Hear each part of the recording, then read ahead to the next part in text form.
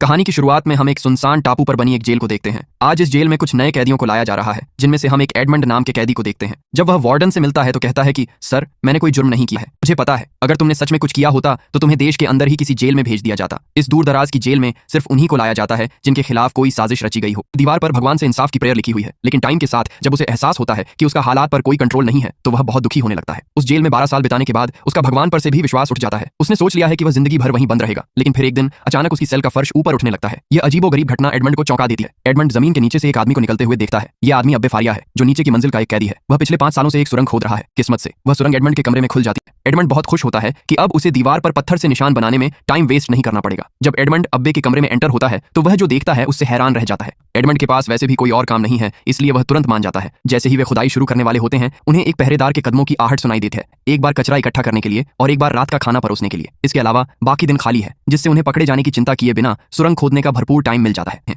नीचे बहुत कम जगह है, इसलिए खुदाई आसान नहीं है। अब्बे का अनुमान है कि अगर वे इसी स्पीड से काम करते रहे तो बाहरी दुनिया तक पहुंचने में कम से कम 3 साल और लगेंगे।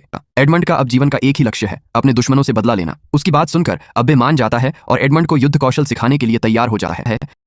जिस दिन तुम्हारे हाथ इतने तेज हो जाएंगे तुम एक कुशल योद्धा बन जाओगे। इसके बाद अब्बे फिर से खुदाई करने लगता है। तलवारबाजी की ट्रेनिंग पूरी होने के बाद एडमंड पढ़ाई पर ध्यान देता है। अब उसका पूरा दिन पढ़ाई, खुदाई और तलवारबाजी के अभ्यास में बीतने लगता है। कुछ महीनों बाद एडमंड की तलवारबाजी में काफी सुधार आ जाता है, लेकिन जल्द ही कुछ ऐसा होता है जिसने उनकी खुशी को गम में बदल दिया। सुरंग अचानक हिलने लगती है और तेज आवाज के साथ कई पत्थर और तेल उन पर गिरता है, जिससे अब्बे उसके नीचे दब जाता है। आंखों में आंसू हैं, उसे लग रहा है कि वह एक बार फिर अकेला हो गया है। तभी पहरेदार खाना देने आता है। एडमंड दीवार के पीछे छिप जाता है। पहरेदार आवाज लगाता है, लेकिन कोई जवाब नहीं आता। जब वह अंदर चेक करने आता है और अब्बे की लाश देखता है तो वह घबरा जाता है और अपने सीनियर्स को सूचना देने दौड़ता है। वार्डन अपने आदमियों के साथ लाश लेने पहुंचता है। चूंकि जेल एक सुनसान टापू पर है, इसलिए वे लाश को समुद्र में फेंकना ही बेहतर समझते हैं। इसी बीच एक गार्ड खाना लेकर एडमंड की सेल में जाता है, लेकिन बार बार दरवाजा खटखटाने पर भी जब कोई जवाब नहीं आता तो उसे शक होता है। वह दरवाजा खोलता है और अंदर जाता है, लेकिन एडमंड की जगह उसे अब्बे की लाश मिलती है। फिर गार्ड चिल्लाता है और वार्डन को बुलाने जाता है। एडमंड अचानक वार्डन की चाबियां चुरा लेता है। इससे वार्डन भी एडमंड के साथ समुद्र में गिर पड़ता है। पानी में गिरते ही एडमंड जल्दी से चाबियों से खुद को आजाद करता है। जब वह तैरकर सतह पर आता है तो वह वार्डन की तरफ देखता है।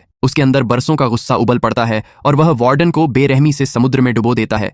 उसे भी समझ नहीं आ रहा है कि वह अभी तक कैसे जिंदा है, लेकिन वह अभी आजाद नहीं हुआ है। पास ही समुद्री लुटेरों का एक ग्रुप शांति से उसे देख रहा है। एडमंड को लगता है कि वह मारा जाएगा, लेकिन समुद्री लुटेरों के सरदार लुइगी उसे एक मौका देता है। वह कहता है कि वह एडमंड को एक शर्त पर जिंदा छोड़ देगा। एडमंड को अपने गद्दार दोस्त जैकब से लड़ना होगा, जिसे वे वैसे भी जिंदा दफनाने वाले थे। अगर जैकब जीत जाता तो वह समुद्री लुटेरों के दल में फिर से शामिल हो सकता था और वे एडमंड को मार देते। अगर वह जीत जाता तो उसे रिहा कर दिया जाता।